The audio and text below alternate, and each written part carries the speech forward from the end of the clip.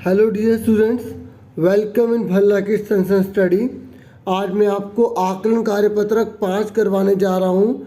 ये गणित से संबंधित रहेगा, कक्षा 6ठी का रहेगा और 16 अक्टूबर 2021 से रिलेटेड रहेगा। ठीक है, जैसे कि आप जानते हैं कि ट्यूसडे से लेकर फ्राइडे तक आपकी हॉलीडेज़ हैं, तो ये सैटरडे की है। ठीक है, सुन रहे ना आप फटाफट इसको आप समझिए और पहले आप खुद भी ज़रूर ट्राई कीजिएगा, फिर अपना आंसर मैच कीजिए। ठीक है, तो पहला क्वेश्चन बोला गया है, यदि आपको एक वृत्त बनाना है, क्या बनाना है, एक वृत्त बनाना है, तो निम्नलिखित में से आप किस उपकरण को चुनेंगे। ठीक है, आप चांदा का इस्तेमाल करेंगे, मतलब इस तरीके से प्रोटेक्टर होता है ना, जिसमें एंगल बने होते हैं। ठीक है, सेंटर से इस तरह से एंगल बने होते हैं पूरे, है ना, होते हैं ना, बिल्कुल स्ट्रेट उड़ती तरफ मैं बना रहा हूँ। ठीक है, प्रकार का इस्तेमाल करेंगे। ठीक है, जिसकी एक तरफ पॉइंटर होता है, ठीक है, और एक तरफ जिसमें हम पेंसिल लगाते हैं। ठीक है, बताओ किसका इस्तेमाल करेंगे आप करेंगे, बोलिए। वेरी गुड, जो प्रकार कह रहे हैं बिल्कुल सही कह रहे हैं। ठीक है, और डिवाइडर तो आपको पता ही है। ठीक है, जो हमें देखते हैं कि भाई दोनों तरफ का जो गैप है बराबर है या नहीं है। ठीक है, तो ये डिवाइडर होता है, इसकी दोनों तरफ जो है नुकीले होते हैं। ठीक है, पॉइंटर होते हैं, नोक होती है।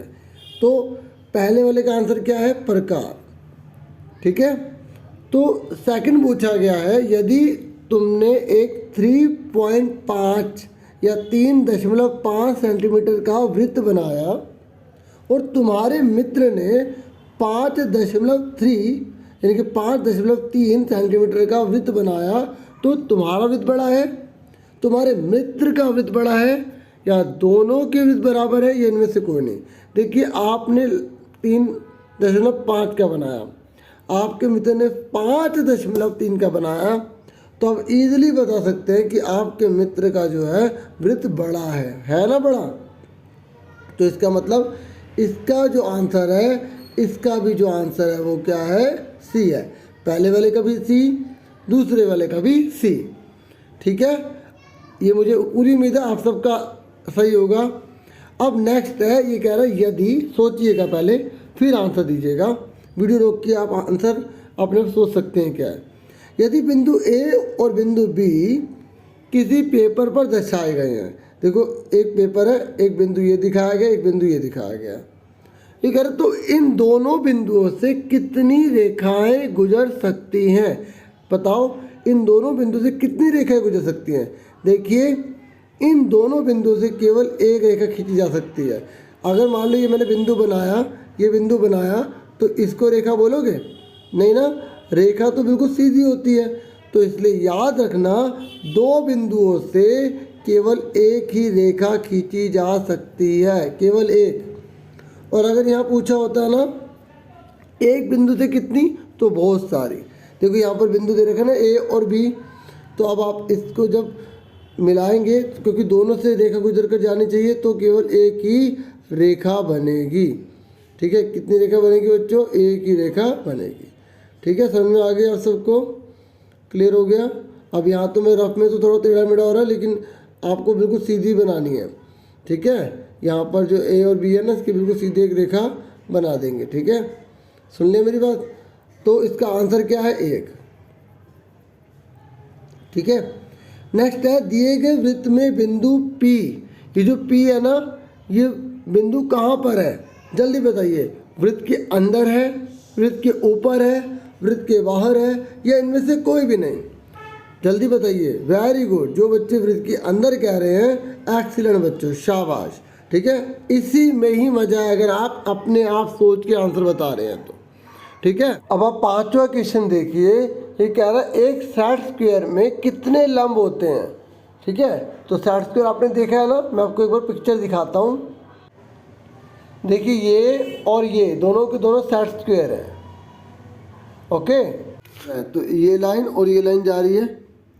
ठीक है, ये 90 का एंगल बन रहा है, तो इसमें कितने लंब है, एक लंब है। कितना लंब है, 1।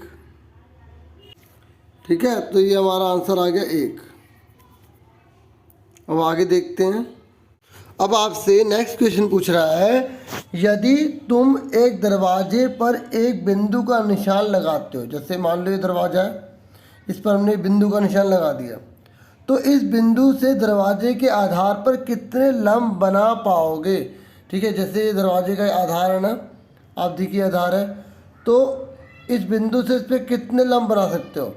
आप देखिए एक बिंदु से एक ही आधार पर केवल एक ही लंब बन सकता है। याद रखना डियर स्टूडेंट्स कि अगर हम किसी भी बेस को लें और का एक पॉइंट लें तो इस लाइन पर इस बिंदु से केवल एक ही परपेंडिकुलर ड्रॉन हो सकता है। अगर मैं दूसरा बनाऊंगा तो देखिए ये दोनों तरफ 90-90 नहीं होंगे।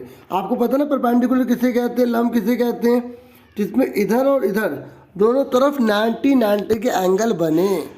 ठीक है, तो इसका आंसर क्या है डियर स्टूडेंट्स, 1।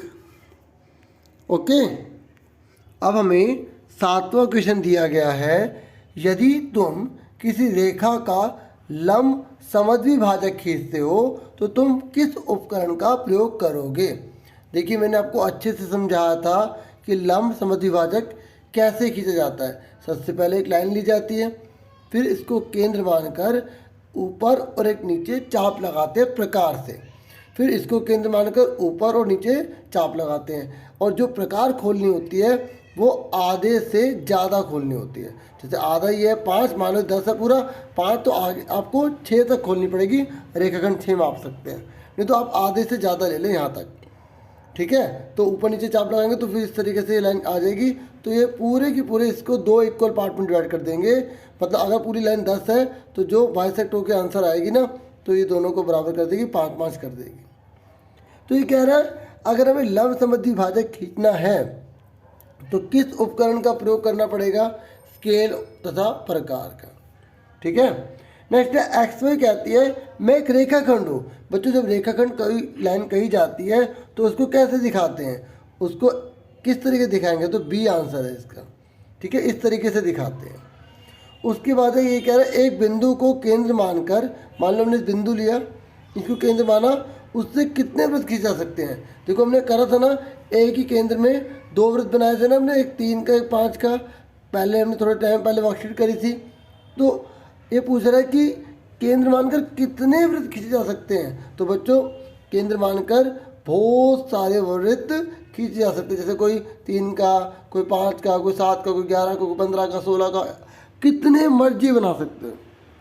तो इसका आंसर क्या आएगा, अनेक।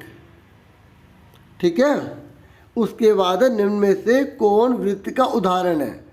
क्रिकेट बॉल, बताओ क्रिकेट बॉल है उदाहरण, रसगुल्ला, चूड़ी, अंडा। देखिए जो रसगुल्ला है, ठीक है, जो क्रिकेट बॉल है, ठीक है, और जो अंडा है, ये तीनों के तीनों 3D होते हैं। ठीक है, जबकि वृत्त जो होता है वो 2D होता है, यानी कि 2 डायमेंशनल। ठीक है, तो अब आप देखिए चूड़ी के अंदर आप हाथ डाल सकते हैं, निकाल सकते हैं, लेकिन इनके आगे निकाल सकते हैं, डाल सकते हैं, नहीं डाल सकते ना, नहीं डाल सकते ना, तो ये 3D है। तो आपसे पूछा गया ना वृत्त बताइए, तो आप चूड़ी पर बताएंगे। ठीक है, और जिनका गलत है ना तो अच्छे से याद रख लें कि जो वृत्त होता है ना बच्चों, वो 2D होता है, 2 डायमेंशनल होता है। अब आपको कैसे सर 2D क्या है, 3D क्या है, हम इसके बारे में अगली क्लासेस में पढ़ेंगे। ठीक है, नेक्स्ट क्लासेस में। अभी आप इतना समझ लो कि वृत्त जो है ना उसके हाथ पर आप हाथ डाल पा रहे हैं, जबकि क्रिकेट बॉल, रसगुल्ला ये और ये अंडा, ये इनमें आयतन होता है। ठीक है, ये पूरे हर तरीके से बंद है। ठीक है, तो इसके बारे में एक्सप्लेनेशन हम बाद में पढ़ेंगे। तो वर्कशीट आपकी पूरी कंप्लीट हो गई। एक बार मैं सारे आंसर बता देता हूँ, ठीक है, ताकि आप फटाफट एक बार लास्ट में भी फटाफट देख लें। ठीक है, तो पहले क्वेश्चन का आंसर जो इसमें था प्रकार है। ठीक है, दूसरा इसमें पूछा गया था कि कौन सा बड़ा होगा, तो तुम्हारे मित्र के भी बड़ा होगा। फिर उसके बाद तीसरा पूछा गया था कि 2 बिंदु से कितनी रेखा खींचेंगे, एक पी कहाँ है पूछा था, तो वृत्त के अंदर। फिर उसके बाद पूछा था एक सेट स्क्वायर में कितने लंब होते हैं, तो केवल एक ही होता है। और ये कह रहे यदि तुम एक दरवाजे पर एक बिंदु का निशान लगाते हो तो कितने लंब खींच सकते हैं, केवल एक ही खींच सकते हैं। ठीक है, और ये कह रहे यदि तुम किसी रेखा का लंब समद्विभाजक करोगे तो किस उपकरण का प्रयोग करोगे, स्केल तथा प्रकार का करेंगे। और एक्स वाई को कैसे लिखा जाता है रेखाखंड में, इस तरीके से लिखा जाता है। और एक बिंदु को केंद्र मानकर कितने वृत्त खींचे जा सकते हैं? अनेक खींचे जा सकते हैं। और निम्न में से कौन वृत्त का उदाहरण है? तो इसका एग्जाम्पल आप दोगे चूड़ी। ठीक है, समझ में आ गई? तो बाकी ये सारे के सारे ना गोले कहलाते हैं। स्पेयर आप बड़ी क्लासेस में पढ़ेंगे ना, ठीक है, तो आपको और बता जाएगा। बाकी गोले के बारे में तो आप पढ़ोगे, ठीक है, आगे की वीडियोस में। चलो पूरी वर्कशीट हो गई ना, आपसे फिर मिलेंगे। अपना पूरा ध्यान रखना। Thank you for watching and listening carefully. Take care yourself dear students.